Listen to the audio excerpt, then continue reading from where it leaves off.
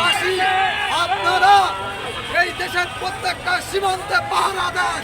এই কুকুর লীগ, এই বাংলাদেশের ছাত্র লীগ, বাংলাদেশের যুবলীগ একটাও যেন না পালাইতে পারে। তারা লক্ষ লক্ষ সম্পদ নিয়ে কিন্তু পালাবে। আপনারা সজাগ হন, একটাও যেন পালাইতে না পারে। এদের বিচার জনসম্মুখে করতে হবে।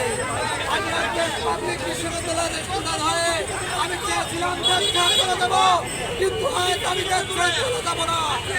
আমি চাই, আমি দরকার হলে দেশের রিক্সা চালাবো, আমি দরকার হলে দেশের পরিগিরি করবো, তবু দেশ ত্যাগ করে যাবো না। আমি অন্যায়কে এতদিন অন্যায়কে অন্যায় বলতে পারি নাই, আমি ন্যায়কে ন্যায় বলতে পারি নাই। যখনই বলেছি তখনই আমার পরিবার থেকে চাপ দিয়েছে, কোর্টে ধরে নিয়ে যাবে। আমি যখনই বলেছি অন্যায়কে প্রতিবাদ করেছি, তখনই আমার পরিবারকে যখন করা হয়েছে। আমার পরিবারের কেউ আওয়ামী লীগ বিএনপির রাজনীতি করে না। আমি পরিবার, আমি বাংলাদেশের